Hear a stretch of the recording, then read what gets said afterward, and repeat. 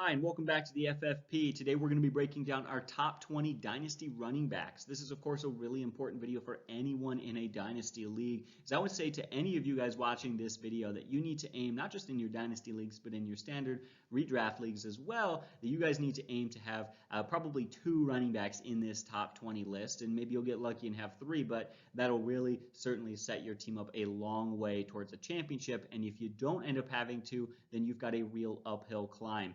So that's what we're going to go over today, and I would just say, hey guys, I would suggest if you are in a Dynasty League and you don't have 2 of the guys in this top 20, I would consider making a trade or finding some way to draft a running back really early, because that is definitely going to be a hole you'll need to fill. I'd also like to ask you guys, would you like us to do a Dynasty or just any trade targets video? I think that'd be a fun video, and if you guys are interested in that, I would love to do it. But without any further ado, let's just get into it, and let's get into our number 1 guy. So first of all, I'd say this is probably a bit of a surprise for a few of you who are expecting to see Christian McCaffrey here. Rob, why don't you break it down, maybe a bit of a surprising pick, but why is Barkley more long-term valuable than McCaffrey? Yeah, okay, so let's get into this a little bit here. I know some are going to disagree with this pick and see Christian McCaffrey as the clear number 1 dynasty back. And to be very honest with you, it's really hard to disagree based on his record-setting season that he's had since he's been in the league. But for me, my money is on Saquon Barkley. Now, with that said, does it really matter? If you got Barkley, if you got McCaffrey, either way you can't go wrong. But here's why I love Saquon Barkley over the other backs that are out there.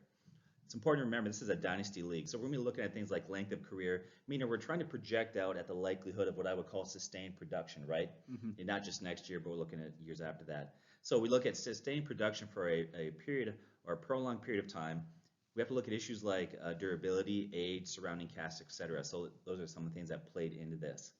I'm going to start with durability. That's really key in the NFL. The NFL is a violent game, as we know. These backs take a lot of beating, and those hits add up over time. And some smaller backs or players, they can be productive even if they're not big, but usually their shelf life is a little shorter.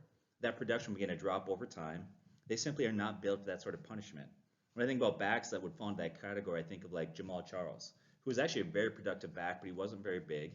He was a stud if you look at him a couple years, but he was often injured. His career cut a little short. Or I think about Chris Johnson. Look at Chris Johnson, the year that he had a really huge productive year. I think he had about 2,500 all-purpose yards, or yards from scrimmage, as they say. And then what happened to him? Or more recently, look at Devonta Freeman. In his first 3 seasons, right, he only missed 1 game, and he led all fantasy backs in points scored in 2015. He's really an all-around complete back, great in the passing game, but his size, very much built like McCaffrey. Freeman sits at only 205 pounds, which is smaller for running back.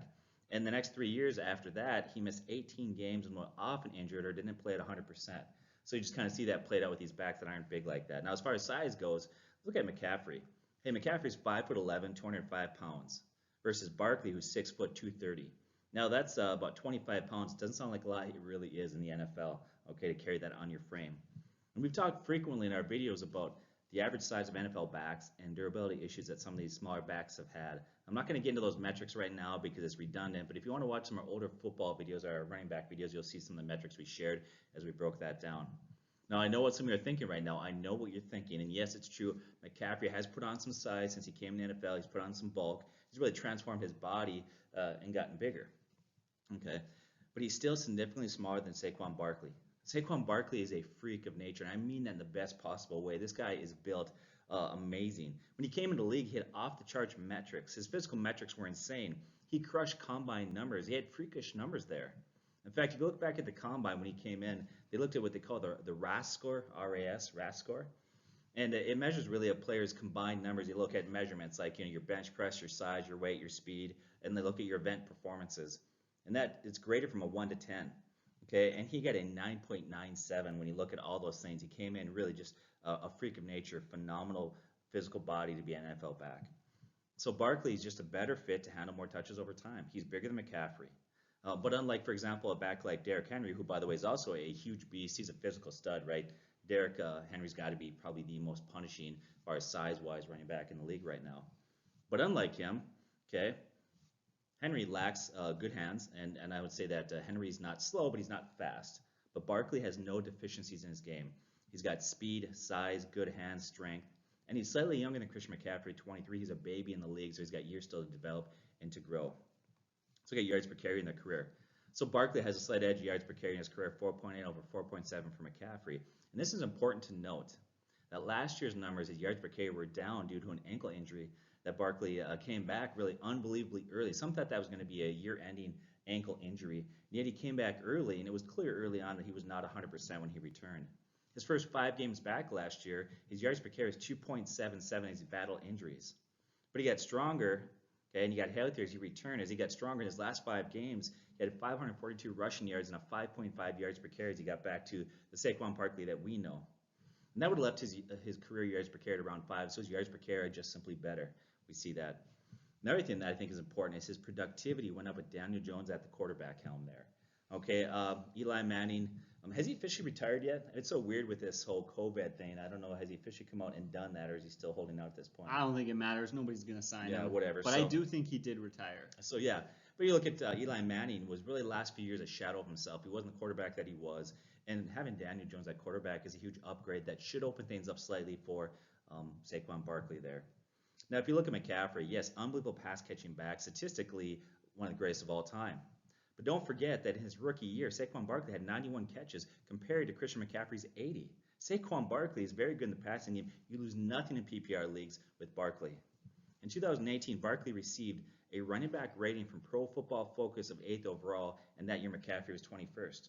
Last year, when McCaffrey had this phenomenal year, right, Barkley last year was ranked 16th, McCaffrey 17th. So he was down last year in his rating. And those rankings take into account many things like how elusive a back was, yards after contact, breakaway ability, breakaway speed. Simply put, Barkley is just a much better pure back. If you own Barkley in Dynasty leagues, you are set for a long time. This guy's a future Hall of Famer. I like him long-term as a Dynasty back. I'm not saying, you'll see then when we get to our actual rankings for this year for running back, they're going to be different than this, obviously. But Dynasty-wise, he's my guy.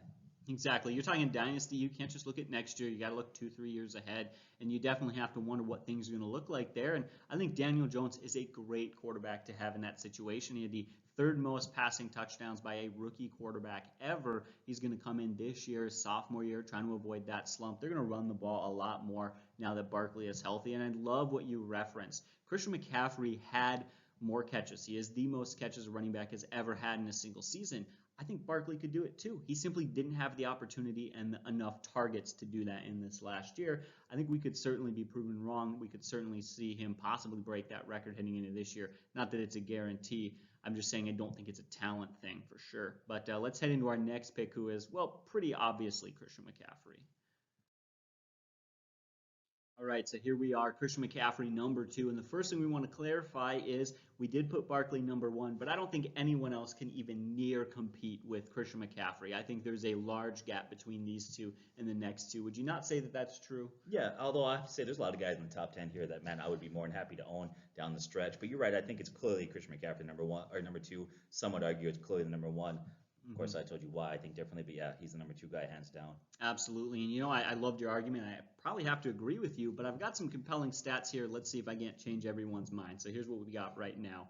The gap last year, how dominant he was historic. It was insane. And I've honestly never seen a running back dominate in the league so far away ahead of everybody else. His 469 fantasy points last year were, of course, most among running backs, but that wasn't new for him. The year before, he finished 0.6 fantasy points away from first. He finished second, and he was less than a point away from finishing first. So you can tell that that's clearly he is going to, for years to come, be consistently up there in that 1, 2, 3, that top 5 range for sure.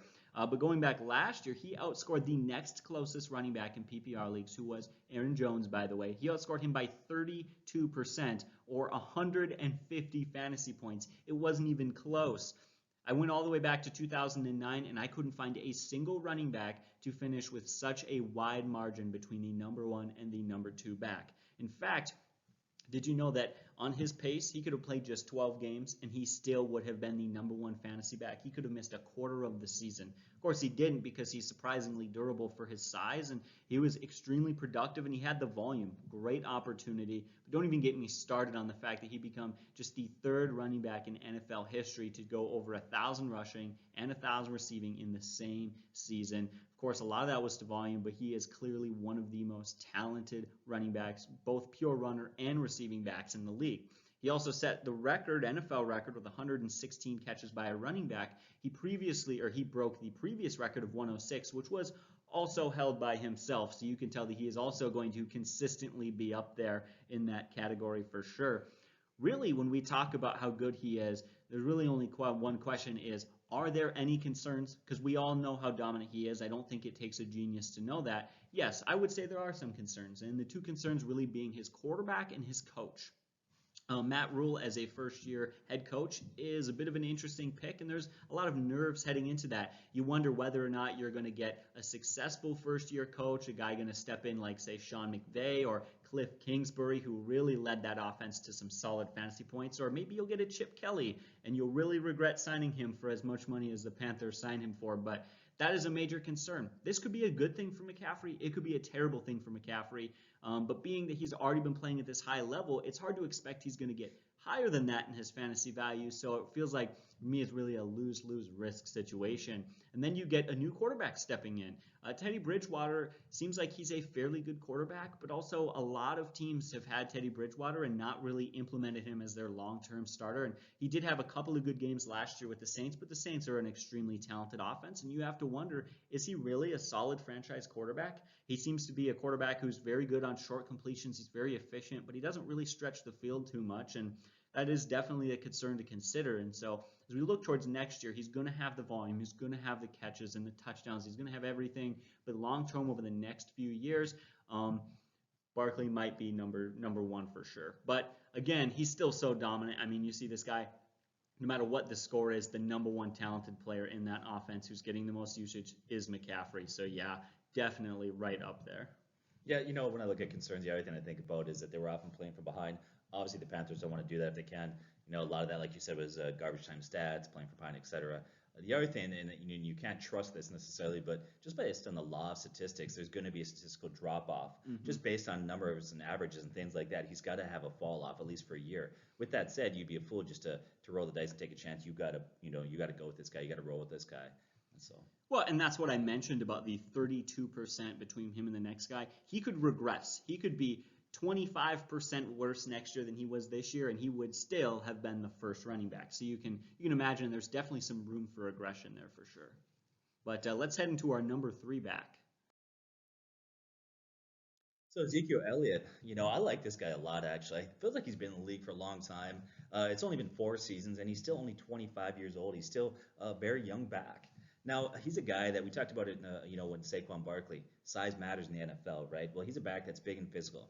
6 foot, 230 pounds, easy for me to say, right? Built the exact same size as Saquon Barkley. He's a great pure runner.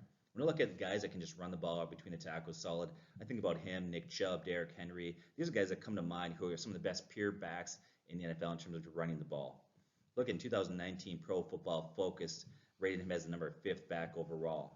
Now, in the first 3 years he was in the league, he led the NFL in rushing yards per game. He led the NFL in total yards rushing twice. So twice in 4 years, he led the NFL in total yards rushing. He only missed a 3rd season because he got suspended for 6 games. Had he played a full season, he would have led the first 3 years in the league. That's great. Now, if you look at, here's one thing that I think a lot of people don't realize with him. This is total yards per game, which is your rushing and receiving yards combined. In his first 4 seasons, it's one of the best ever among running backs. He ranks up there as some of the greatest of all time. In his career, his yards per game averaged 125 yards per game. That's one of the best in the NFL history. That's better than greats like Marshall Faulk, LaDainian Tomlinson, and he's tied with all-time great Jim Brown. Did you hear that? Okay, this guy's yards per game are really, really solid. Now, some might look and say, well, you know what, his yards per carry have dropped every year he's been in the league, and that's concerning. Why? Why did that happen? I think it's important to look at that. One, probably extra tension from defenses. Injuries to the offensive line, they've had some injuries. Dak Prescott had about a year there from the end of one season and some games into the next season where he really struggled quite a bit during that stretch. But let's address the idea of, okay, the extra tension from defense, is that going to hurt him? Here's what I would say to that. I'd speak to that narrative a little bit. I wouldn't let that worry you at all. Here's why. The addition of wide receiver Amari Cooper, the emergence of Michael Gallup at wide receiver, Dak Prescott coming off a career best year, 30 touchdown passes. It's going to be harder for defenses to load the box disproportionately versus him because that offense around him is just getting better. Now, if you look at his total rushing yards per game drop since he's been in the league, right? But still, if you look at his yards per carry, they've remained solid. And to me, that's how I look at it. If you want to look at a back's effectiveness and his efficiency, yeah, his total yards have dropped, but his yards per carry remain very solid. And to me, that's really important. The other thing is part of that drop-off that he's had could be the fact he's being more involved in the passing game, which actually just makes him a more complete back, which I like to see. It means he's a true three-down back. He's going to be out there, doesn't matter the situation. In his first 2 seasons, he had a total of 58 catches for 632 receiving yards in the first 2 years. The last 2 seasons, he had a total of 131 receptions and 987 receiving yards. So he just offset that with just more receiving yards. So really his total yards are just fine. He's tracking really well there. And here's the key. All great running backs, I don't care how talented you are, their success is linked to what? Offensive line, right? Like you got to have the offensive line, and Dallas has one of the best offensive lines in the league. They've been near the top of this conversation for years. And last year was another impressive display for that group of offensive linemen. They finished 5th by Pro Football Focus in pass blocking and 3rd in run blocking. They're really good. Now here's the thing, a lot of people look at that offensive line, they break it down. You think about, of course, Tyron Smith, you look at Zach Martin, Travis Frederick. These are guys that we know are really good. But last year, another guy emerged from the offensive line that really brings a lot of promise there, and that's Collins. Okay, he developed in that group quite a bit. Last year, he received a grade, an offensive line grade of 85.8. That's 3rd among right tackles. Okay, so that whole line, there's 4 guys there that are just solid across the line. These guys can run. The only thing that really slows that offensive line down is injuries. Okay, and those are unpredictable, can happen to any team. So you look at that offensive line, these guys are just loaded. In fact, they said that offensive line finished 2nd only behind the Ravens as far as expected points per run play. So very solid there. I think sometimes we make the mistake, you look for the newest, flashiest guy that comes in the league, a rookie, whatever it is. Okay, in the process of looking for that new, hottest guy out there, don't forget about Ezekiel Elliott. This guy's a stud, and he's going to be one for many more years. I like Ezekiel Elliott. Once again, I think at this point, I don't know if I want to call him underrated, but I think once again, you moved on to guys like Barkley, and we talk about Christian McCaffrey and other guys, Josh Jacobs we'll get to, Chubb, those guys. I love those guys, but don't forget about Ezekiel Elliott. Yeah, that's the funny thing. We're looking at a list so talented that if you asked me where does Zeke Elliott rank, I'd be like, 1 or 2 for sure. And then you look how talented this is, and boom, he goes to 3. And it's not his fault. There's just a lot of talent out there. As far as the one concern that people have been bringing up to me a lot about Ezekiel Elliott, and it was a thought that I had at first when when the Dallas Cowboys first signed Mike McCarthy, was, man, Mike McCarthy drastically, horribly misused Aaron Jones. Aaron Jones went from 24th in fantasy points all the way up to 2nd when he switched coaches from Mike McCarthy to Matt LaFleur. So that's, for some people, a concern. However, it isn't for me. When you look further into the numbers, there's 2 things you'll note. One, he misused Aaron Jones because Mike McCarthy likes to use his backup running back a lot. So maybe Tony Pollard sees a lot of carries, but Tony Pollard actually already saw a lot of carries. He had multiple 100-yard rushing games. So you think that's going to hurt Ezekiel Elliott? Well, maybe it was already hurting Ezekiel Elliott.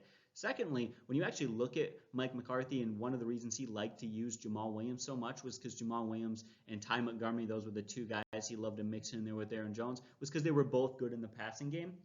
You know who's the best running back in the passing game in this offense? It's Zeke Elliott, and it's not even close. So for me, the Mike McCarthy signing is not a concern, though I think at surface level that does worry some people. I don't think it's going to be a problem. Yeah, another concern that I didn't have in my notes, but as we talked here, it came to mind, is that when he came in the league, the guy had issues. He got issues staying out of trouble, you name it. I mean, that's why he got suspended. But he's keeping his nose clean. He's staying out of trouble. Looks like he's got his eyes focused right forward, doing the right thing, staying out of trouble. And so that's less of a concern for me than it was maybe 3 years ago at this point. Absolutely. All right, next up we have Nick Chubb. I think Nick Chubb might be a surprise pick who a lot of people might be thinking that maybe another guy should be in this spot. But I think we got to put him here. He is one of the best pure runners in the NFL. Earlier you talked about some really great pure runners like Derrick Henry. I think Nick Chubb is right up there as one of the best and most physical runners in the NFL. Hands down. There's really only one thing that hurts him, but we'll talk about that later. What I want to talk about is just some overhead stats of what he's been able to do. So he's been in the league for just 2 years. In fact, he was a bit of a surprise his rookie year. Remember that they had some other options at the running back position, and he really hands down took that job. And the minute he stepped into camp, the Browns knew that he was their lead running back, and there's been no looking back since. Last year, he finished 8th in PPR scoring. He actually finished 6th in standard. So yeah, he may not be the most effective PPR running back, and yet he was still able to finish very highly because, yes, he's no Christian McCaffrey and he's no Barkley in the passing game, but he is just that effective in the ground game that he keeps himself valuable no matter what the scoring is, and he's still a very solid RB1. Interestingly enough, he finished ahead of guys like Saquon Barkley, though Barkley got injured, not a fair comparison, but he finished ahead of Alvin Kamara, Joe Mixon, Josh Jacobs, Leonard Fournette. He beat a lot of guys out last year in fantasy points, and I think funny perception really messes us up in fantasy a lot because Chubb might not be the most exciting back because he plays for an offense that was a bit of a mess last year and everything, but it didn't really matter. He got the job done, and he finished ahead of a lot of people. If you would have told me that he finished ahead of Alvin Kamara in fantasy points, I actually wouldn't have believed you, but sure enough, that's what the numbers say, and it's true, and that's just how effective he has been. And he's only been in the league for 2 years. He hasn't seen an extremely long and heavy workload. He does get a heavy workload from year to year, but he's been in the league for just 2 years, and he's, 24 years old, so he's got many more years of effective running to come. In fact, since he entered the league, he leads all running backs with 5.08 yards per carry among qualifying backs who have had at least 277 carries. Chubb, for example, has 490 carries, so he far and away breaks that threshold and has averaged over 5 yards per carry in his career. That is extremely impressive. Crazy to see. We're looking at guys like Barkley, we're looking at guys like McCaffrey and Zeke. Those guys are not averaging 5 yards per carry in their career, and it's not because they're not great running backs. They are. It's because that's an extremely high mark to hit, as a phenomenal mark to hit. He also had 66 avoided tackles. That was only second behind Josh Jacobs. But we'll look at some more stats. In fact, we'll talk about Jacobs later. The one concern comes to mind for all of us has got to be what? Well, it's got to be the Kareem Hunt, right? Kareem Hunt coming in, taking his touches, kind of taking that role a little bit there. So I did a little bit of research on, here's what I found. Through the first 9 weeks of the season, or 8 games because one of those first 9 weeks was a bye, he was the running back 5 on a per-game fantasy points basis. However, his production took a fair drop when Kareem Hunt stepped in and got more touches a few weeks into the season. So he went from the leader to the rest of the season. He actually dropped to the RB15 for quite a while. In fact, he saw 20 or more carries in 5 of the first 8 games of the season. He never saw fewer than 16. In the second half of the season, he only hit the 20 carry mark on 3 occasions, and he didn't do it at all after week 12. So the second half of the season, he saw a lot less volume. Now, I see this as both a positive and a negative. One, it's a negative because it sort of confirms the idea that Kareem Hunt could be and probably will take value away from Nick Chubb. However, I also see it as a positive. Remember that he finished 6th in standard and 8th in PPR. If he didn't lose touches last year to Kareem Hunt, he very well could have been the number 2, number 3 running back, and it shows you just how talented he is.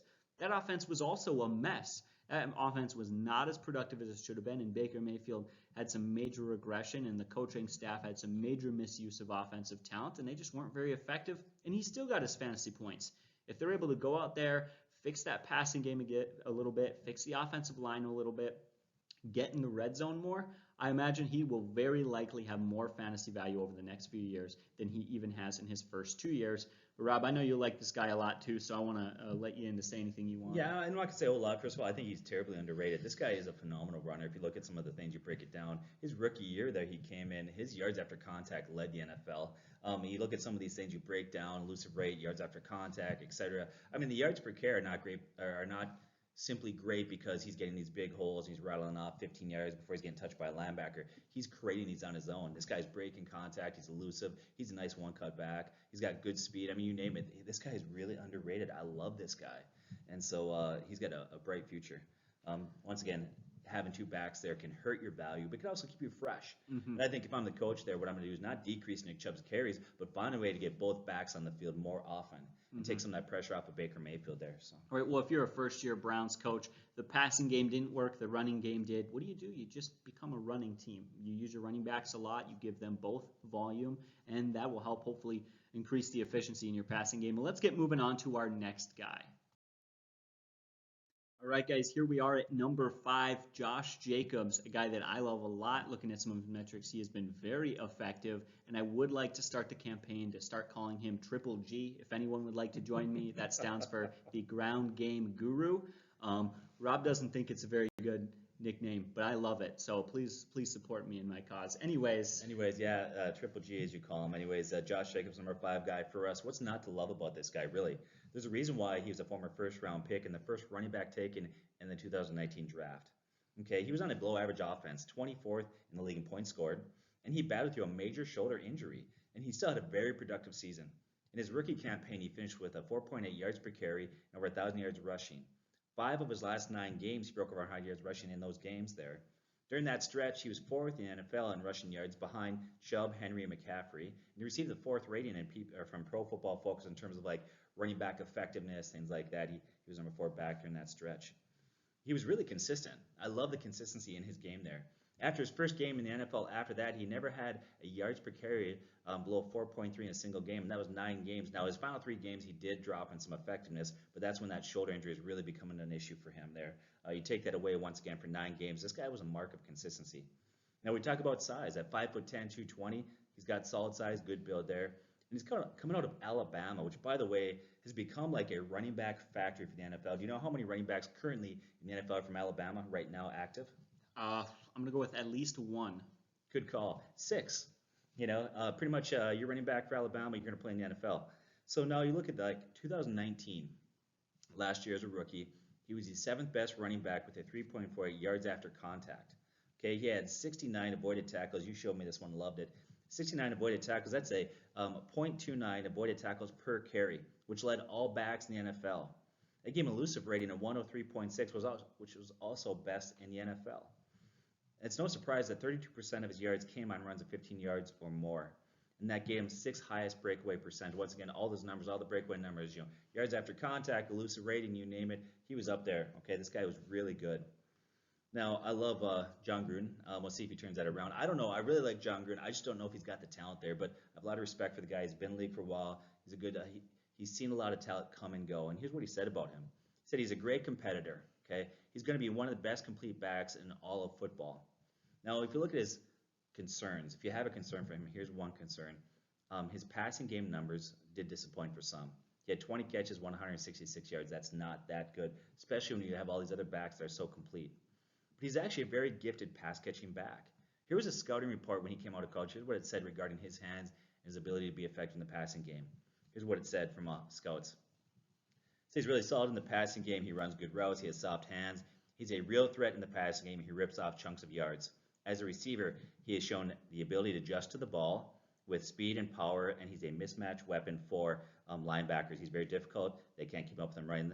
And defensive backs obviously are overpowered. He's too physical for them. So this is a guy that coming out of college had good hands, ran good routes, you name it. This guy can be very effective in the passing game, and I think they're going to get him more involved this year in that. You'll see those numbers go up. I wouldn't be surprised to see 45 to 50 catches this year for him there. He's a true 3-down back, and at 22 years old, this guy's young. This guy's going to be a top 10 back for many years, and I believe he's going to end up with a couple rushing titles. I love Josh Jacobs. So I absolutely think that Triple G will end up with a couple of rushing titles. The interesting thing to note that people have to remember is he powered through that tough shoulder injury in the middle of the season. He suffered, I believe, against the Packers, and he had this monstrous hit, but ended up hurting his shoulder. He missed a couple of games, played banged up through a couple of games, and he still had 66, far and away the most avoided tackles. He still led all rookie running backs in rushing yards. He was insanely effective. He was very, very, very effective.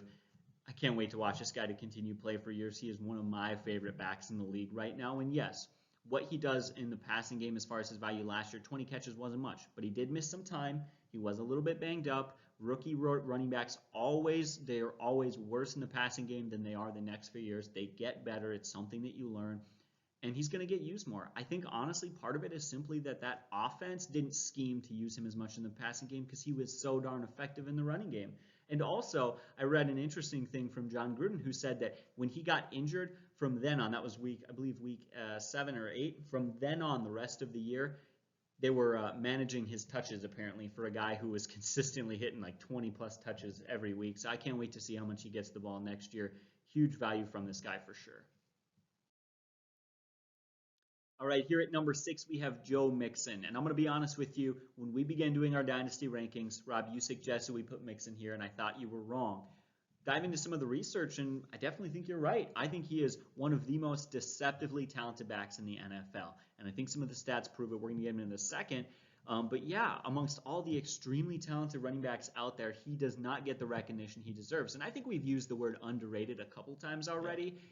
Of the guys we've talked about so far, he has to be the most underrated. I do mean that. So when we look at it last year, he finished as a running back 13. Now his ADP had him as the running back 11, so for some people he disappointed just a little bit. However, there was some major struggles in that offense last year. I remember everyone was kind of, the whole thing was they weren't going to win a game last year. They did eventually learn to, but they started the season pretty horrible. In fact, when you look at it, people didn't even see him really as a running back 2. Through the first 7 weeks of the season, he was the running back 34 in fantasy points. He wasn't even a starter for the first 7 weeks of the season, but things drastically turned around after that. And it was just minor adjustments that offense made to get slightly better. Note, the Bengals still sucked last year after week 7. They were better, but they were still kind of awful. No offense to any Bengals fans, please don't dislike the video, but they got a little bit better, and that slight change was made a huge difference. So when we look at his weeks 1 through 7 to his weeks 8 through 17 stats, it was crazy. Through the first 7 weeks of the season, he was averaging 12 carries a game. That went up to 21.6. He was averaging 36 rushing yards. That went up to 98 rushing yards. He was averaging 3 yards per carry. That went up to 4.5 yards per carry. Basically, every single stat, he went way up. In fact, he was averaging 7.8 half PPR points per game. After week 7, that went up from 7.8 to 17.1 fantasy points per game. Just a drastic increase. And they didn't make huge changes. They were just slightly more effective. They got an extra first down here or there. They didn't win a whole lot more games. I think they finished with a couple of wins on the season, but they were still pretty bad. And ultimately, one of the things was the volume. I don't know what was going on there in Cincinnati, but he wasn't on the field as much as he should have been.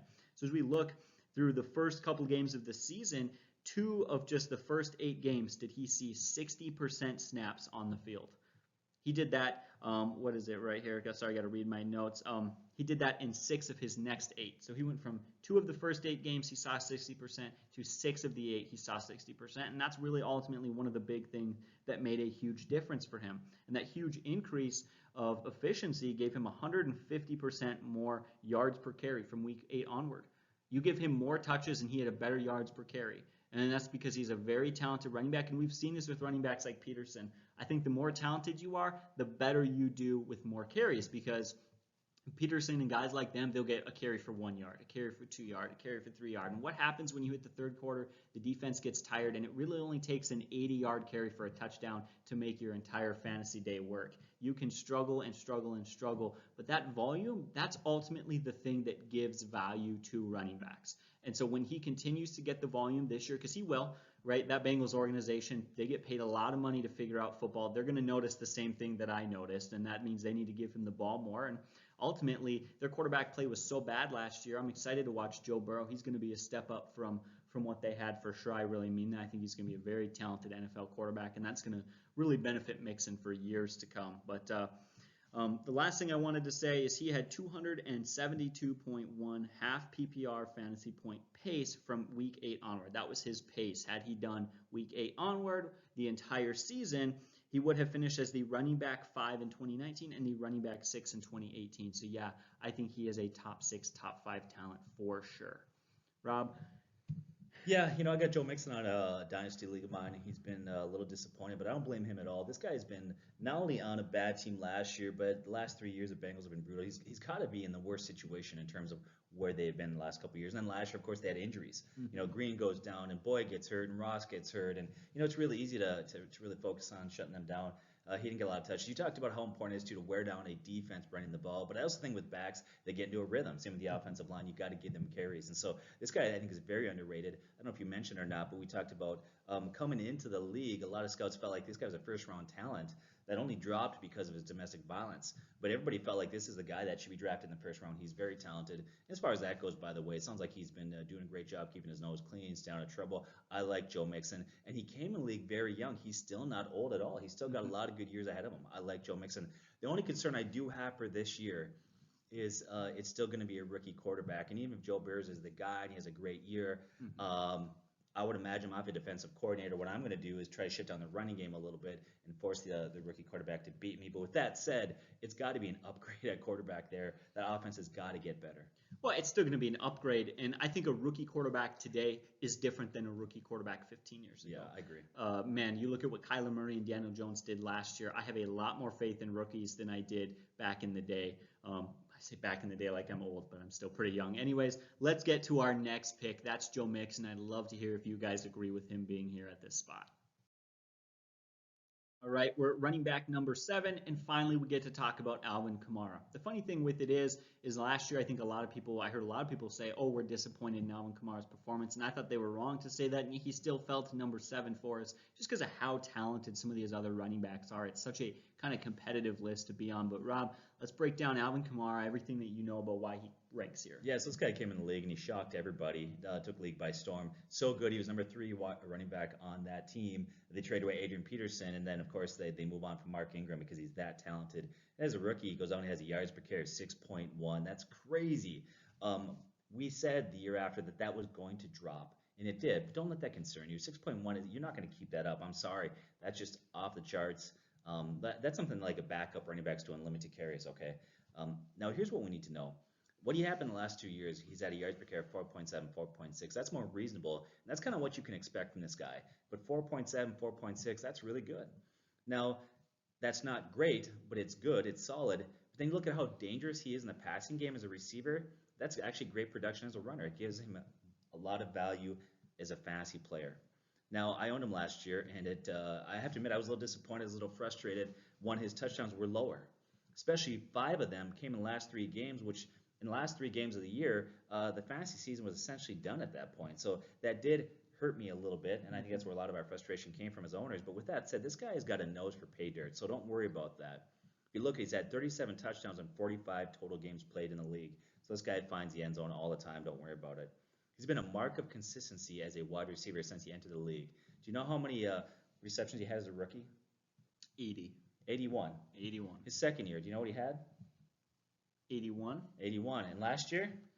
I'm going to go on a hunch, 81. 81. So this guy's been a mark of consistency. I mean, I see those numbers go up, but I think that they will. The reason why they didn't go up last year is you look at Michael Thomas, which is, by the way, is not going to continue that again. He's going to see a drop in there. But that's phenomenal consistency as a wide receiver. That total, that 3-year total, is second only to Christian McCaffrey as far as total receptions by a running back the last 3 years. Yet here's the thing to note. Okay, he's number 2 to Christian McCaffrey, but his catch percentage and his yards per catch are actually better than McCaffrey. Did you know that? I didn't know that. Going back to what you talked about, it's a volume from McCaffrey. Got a lot of volume there. I love he's on a great offense with Hall of Fame quarterback, all-time great Drew Brees, so that's good. I love that there. And I also like Michael Thomas, even though, yes, he did lose some production because of Thomas being there. I love that Thomas is there and that he set some records last year because that means that he's not going to see a lot of loaded boxes. He's not going to a lot of extra attention from linebackers or safeties. So I love that there. I don't mind that those guys are there. I think it's good for him. Now, this guy is not going to be what I would call a huge bell cow. He's never going to get 250 to 300 carries per year, okay? But his touches will be very consistent. If you look at what I see in him as a career and what you can expect numbers-wise year after year, his stats and game will be very reminiscent of Marshall Faulk. Can a guy like Alvin Kamara break 1,000 yards rushing? Yes, he can. He might do it a couple times in his career, but it won't happen often. And if he does break it, he's barely going to break it, okay? Right over 1,000, maybe 1,100, 1,075, like that, right? But his total yards, rushing and receiving, will leave him near the top of the league every year. In fact, if you go the last 3 years combined, okay, if you look at total yards from scrimmage, he's 4th behind McCaffrey, Todd Gurley, and Ezekiel Elliott. That's how this guy is just good across the board. He's very solid. He's still very young. He's got a great offense. I like that he plays indoors, by the way, so come some of those cold winter months. I love that these players that can play inside keeps them a little healthier, especially that speed on indoor turf is good. So that's my guy, number 7. Well, maybe I'm a big baby, but especially at running back, being hit when it's cold hurts. Yes.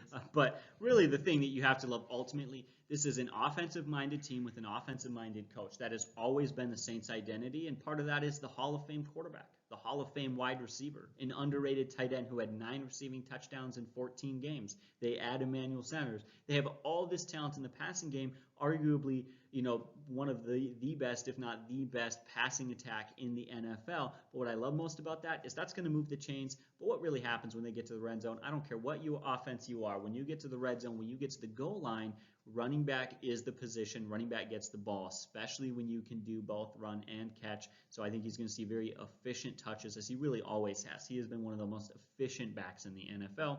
Definitely deserves to be in this spot. You could maybe argue him being higher, but man, this is an incredibly talented list.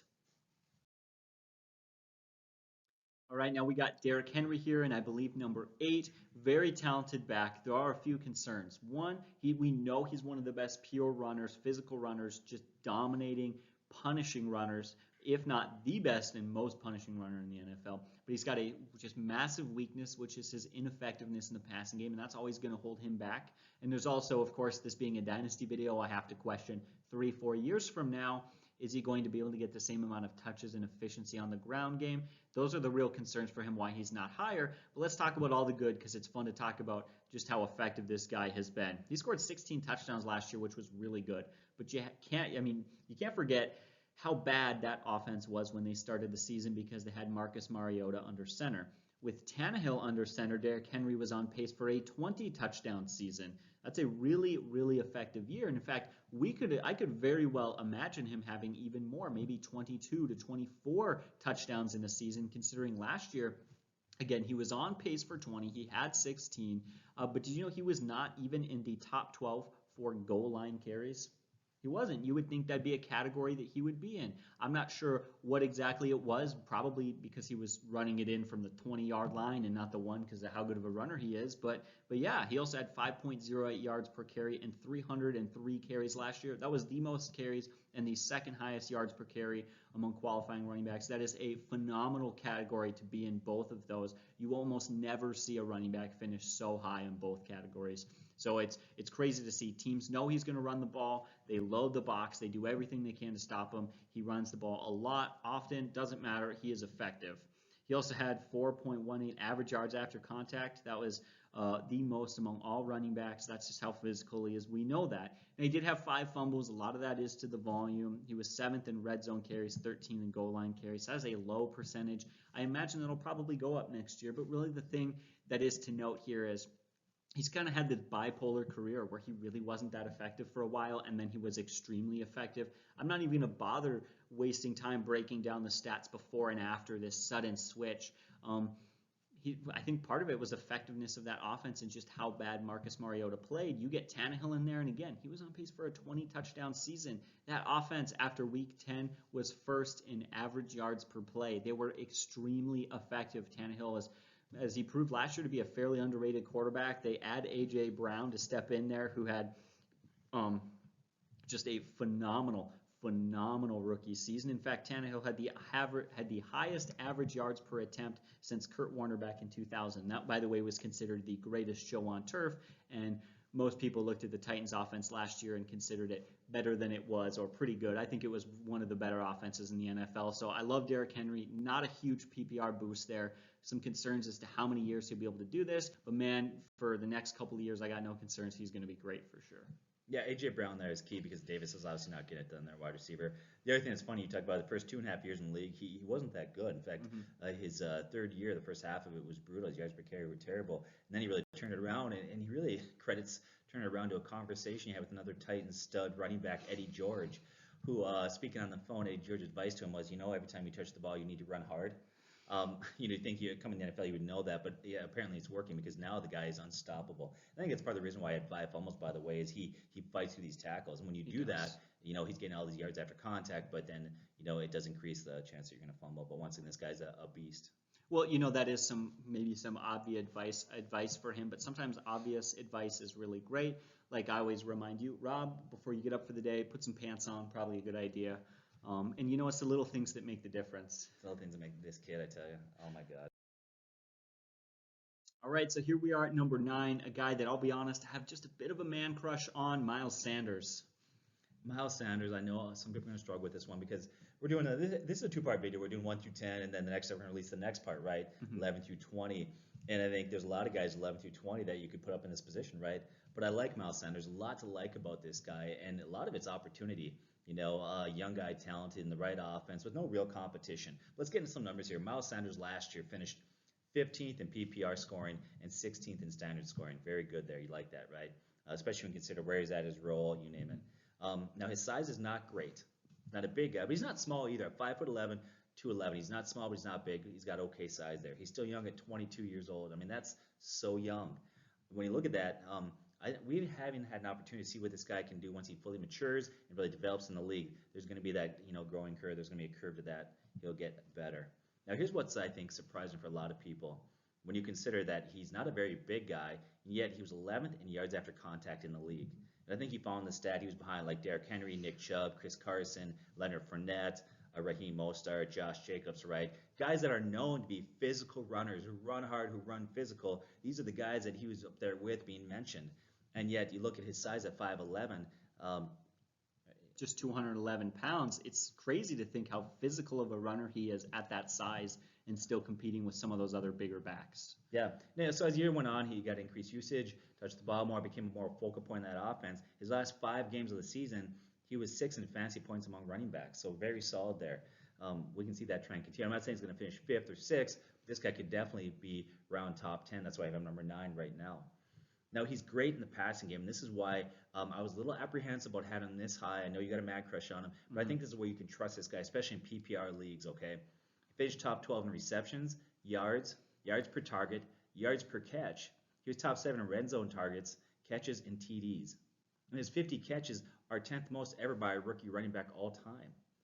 And here's the thing. If you look at the Eagles, we talked about earlier Ezekiel Elliott. A key to running back success is tied directly to his offensive line. Offensive line, man. Got to have a good offensive line, and the Eagles have a very good offensive line. In fact, Pro Football Focus rated their offensive line, okay, that they led all run blocking with an 88.4 rating. Very good. They run block really well.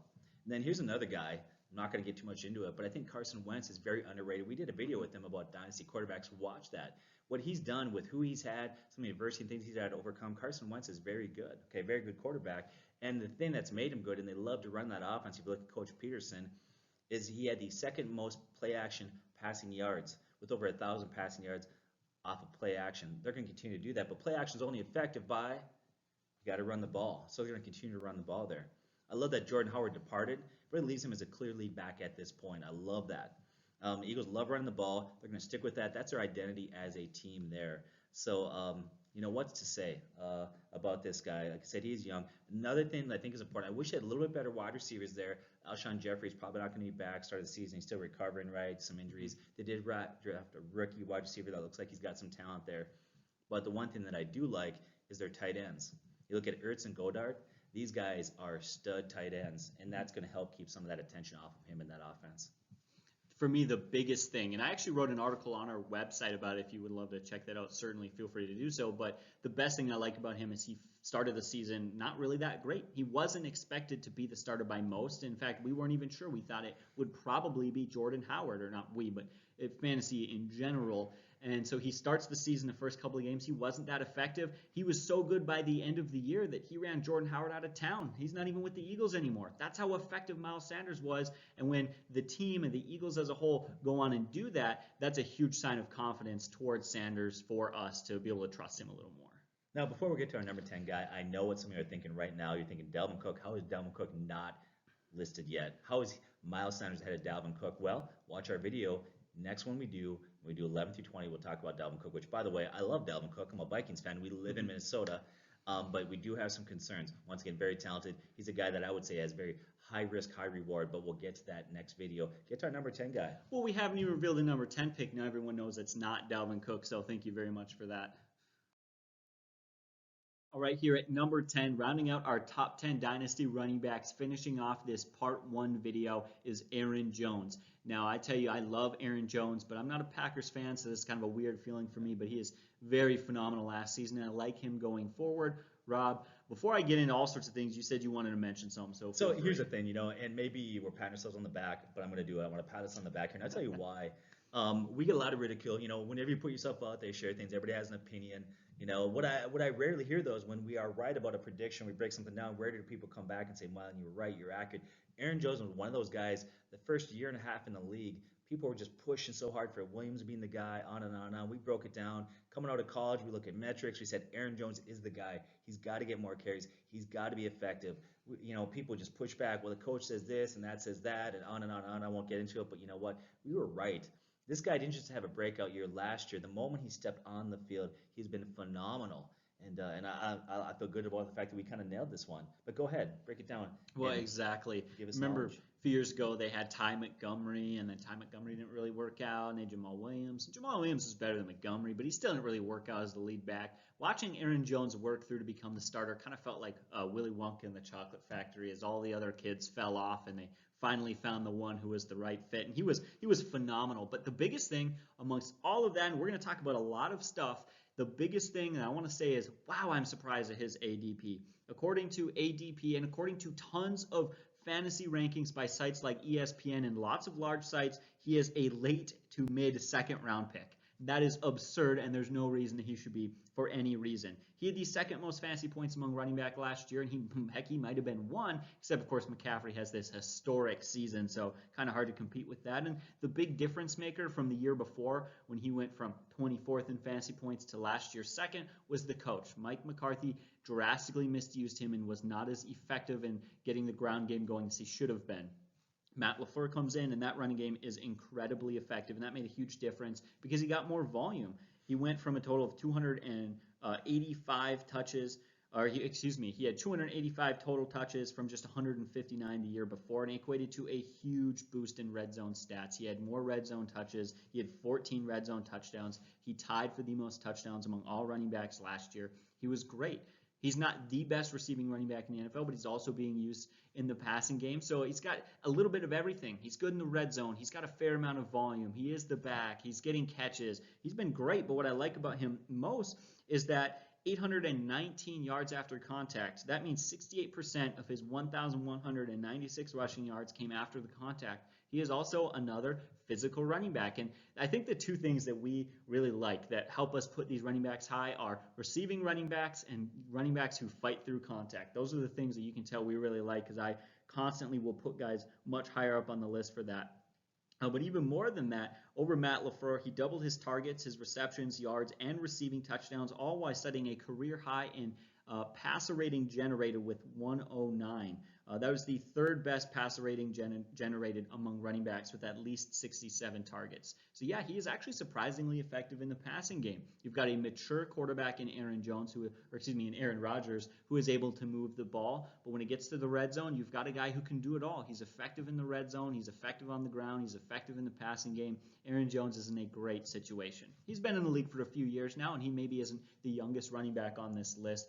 So he may be one of the first guys to fade off, considering there are some younger picks than him. But over the, say the next 2-3 years, I don't think that's a concern. He is not old by any means. So yeah, I really do like Aaron Jones. And it is weird to put him ahead of Dalvin Cook. It feels a little wrong, but as a Vikings fan, but it's just the truth. We got to look at it honestly, and the numbers are the numbers, and that's what they say.